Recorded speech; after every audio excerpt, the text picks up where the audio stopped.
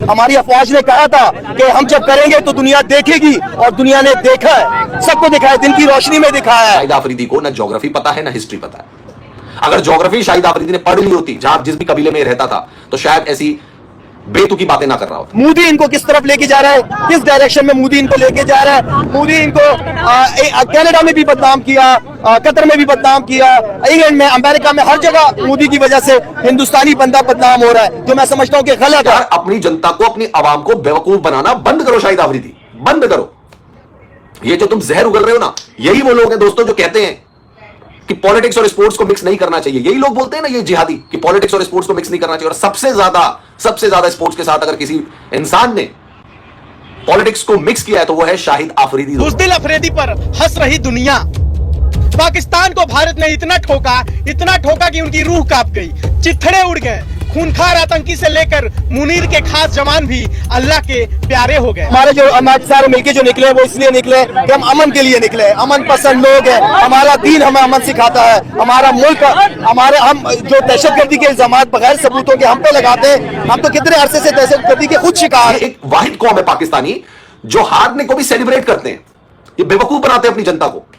ये हार जाते हैं लेकिन सेलिब्रेट करने शुरू कर देते हैं। पहली ऐसी कौम देख रहा हूं जो हार को सेलिब्रेट करती है, वो है पाकिस्तान। और भारत के दरमियान इस वक्त टेंशन बनी हुई है और भारत के खिलाड़ी भी इस सिलसिले में मैदान में आ चुके हैं और उनका मुतालबा है कि पाकिस्तान के साथ किसी भी सतह पर क्रिकेट ना खेली जाए। आप बतौर कप्तान, बतौर खिलाड़ी क्या समझते हैं कि ये खेलों में सियासत होनी चाहिए? सारे इंसान जो है इंप्रूव करने की कोशिश करता रहता है। जब तक खेलते रहेंगे तो कुछ ना कुछ सीखते रहेंगे, इंप्रूव करते रहेंगे। मगर सिर्फ यही की चीज है कि या तो विन है या तो लर्न है। ऐसा लगता नहीं है कि ऐसा इतनी जल्दी सब कुछ जो है वो ठीक हो पाएगा।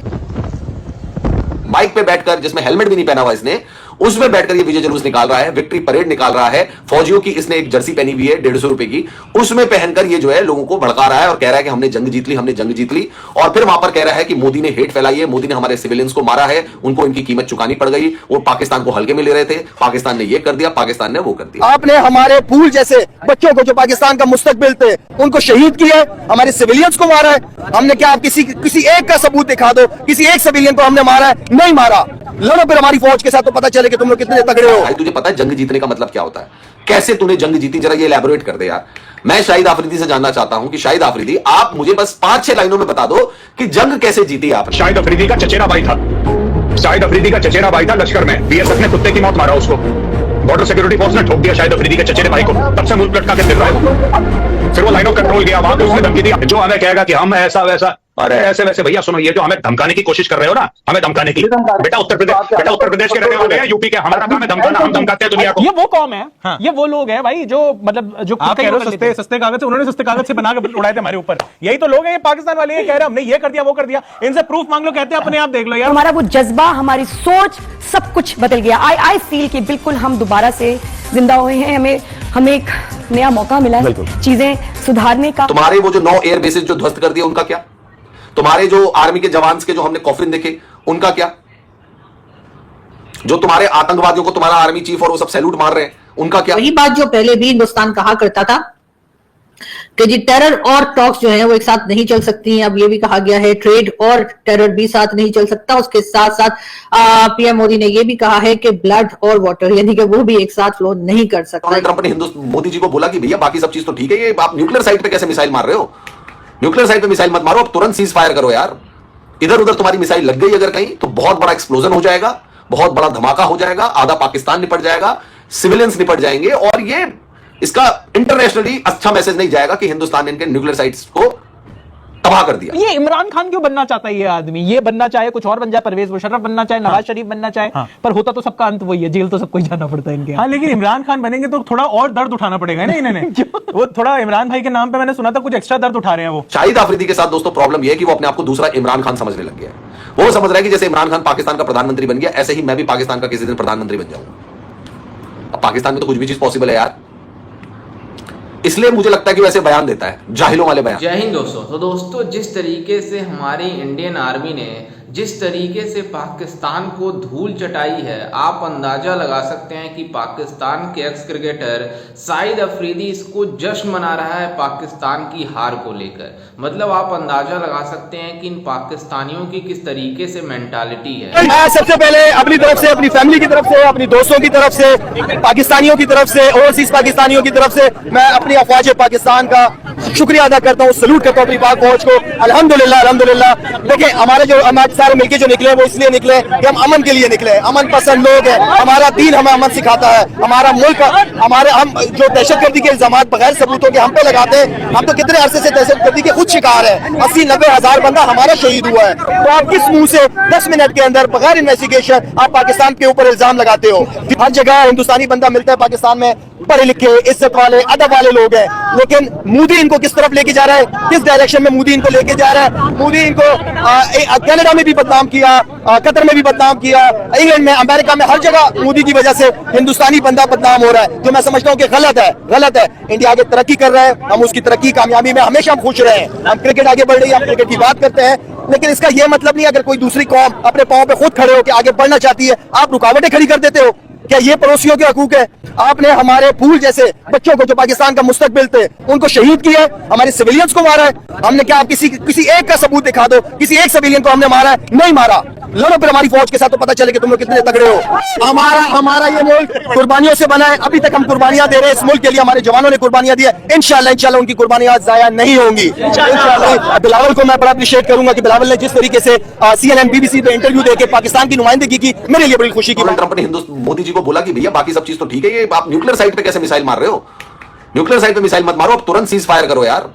इधर उधर तुम्हारी मिसाइल लग गई अगर कहीं तो बहुत बड़ा एक्सप्लोजन हो जाएगा, बहुत बड़ा धमाका हो जाएगा, आधा पाकिस्तान निपट जाएगा, सिविलियंस निपट जाएंगे, और ये इसका इंटरनेशनली अच्छा मैसेज नहीं जाएगा कि हिंदुस्तान ने इनके न्यूक्लियर साइट्स को तबाह कर दिया। वही बात जो पहले भी हिंदुस्तान कहा करता था कि जी टेरर और टॉक्स जो है वो एक साथ नहीं चल सकती हैं। अब ये भी कहा गया है ट्रेड और टेरर भी साथ नहीं चल सकता। उसके साथ साथ पीएम मोदी ने ये भी कहा है कि ब्लड और वाटर यानी कि वो भी एक साथ फ्लो नहीं कर सकता। यानी कि उससे बात यही समझ में आती है कि भारत जो है वो पाकिस्तान के साथ ना तो बात करने को तैयार है, ना तो ट्रेड करने को तैयार है। और जो वाटर ट्रीटी के ऊपर जो इशू बना था कुछ टाइम पहले, जिसमें कहा जा रहा था कि वाटर ट्रीटी को कैंसिल कर दिया गया है या कर दिया जाएगा, और उसके ऊपर पाकिस्तान ने भी काफी शोर मचाया था कि ये इस तरीके से पाकिस्तान का पानी नहीं रोक सकते।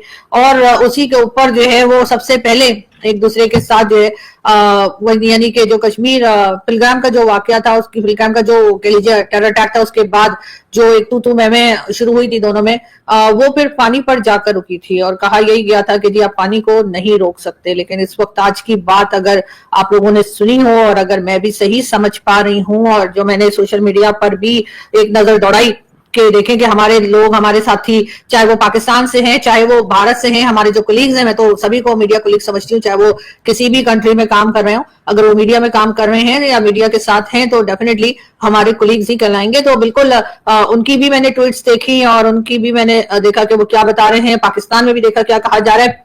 यकीनन पीएम मोदी की आज की बात को जो है दोनों कंट्रीज में ही बहुत ही सीरियसली लिया जा रहा होगा, क्योंकि जिस तरीके से उन्होंने बात की, हमारे यहाँ तो एक तासुर या एक इंप्रेशन ये भी था कि शायद अब जो है वो हिंदुस्तान पाकिस्तान के आपस की टेंशन जो है वो ऑलमोस्ट सब खत्म हो गई है और दोनों ने एक दूसरे के ऊपर अटैक कर लिया, दोनों ने एक दूसरे की ऊपर जहां पर भी पॉसिबल हुआ एक दूसरे को नुकसान पहुंचाने का वो सब कर चुके। तो अब जो है अब जी बातचीत पर आ जाएंगे। और जैसा कि आपने वीडियो में देखा कि किस तरीके से पाकिस्तानी मतलब भारत से जिस तरीके से मतलब धुलाई खाए हैं, आप अंदाजा लगा सकते हैं कि इनके लोग जश्न जिस तरीके से मना रहे हैं, आपने वीडियो में देखा होगा। जिस तरीके से शाहिद अफरीदी जश्न मना रहा है, उसको ऐसा लग रहा है कि पाकिस्तान ने भारत को हरा दिया।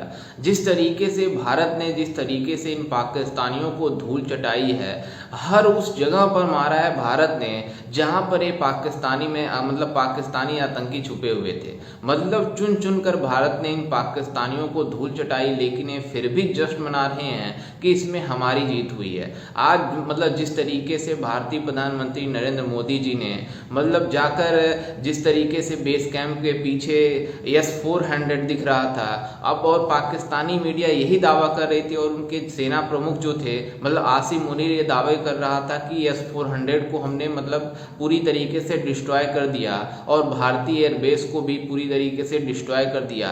लेकिन उसी एयरबेस पर भारतीय प्रधानमंत्री नरेंद्र मोदी जी ने जाकर जिस तरीके से हमारे फौज को मतलब हौसला बढ़ाया, जिस तरीके से उनको अभिनंदन किया, मतलब जिस तरीके से उनका मतलब वेलकम किया, आप अंदाजा लगा सकते हैं कि पूरी दुनिया देखकर हैरान हो रही थी। जिस तरीके से भारतीय प्रधानमंत्री S-400 के पीछे मतलब पीछे मतलब S-400 था और सामने उसके मतलब खड़े होकर स्पीच दे रहे थे, जो मतलब जिस तरीके से हमारे इंडियन आर्मी ने, जिस तरीके से इंडियन एयरफोर्स ने काम किया, नेवी ने काम किया, मतलब तीनों सेनाओं ने जिस तरीके से मतलब पाकिस्तान को धूल चटाने में मतलब अहम योगदान दिया, उसको मतलब अप्रिसिएट कर रहे थे भारतीय प्रधानमंत्री नरेंद्र मोदी जी। तो आप अंदाजा लगा सकते हैं कि इन पाकिस्तानियों में कितनी ज़्यादा बेगैरती भरी हुई है कि हार भी जाते हैं और पूरी तरीके से उसको जश्न मनाते हैं। तो यह है पाकिस्तान की मेंटालिटी, जो पूरी तरीके से जिस तरीके से इनके एक्स मतलब क्रिकेटर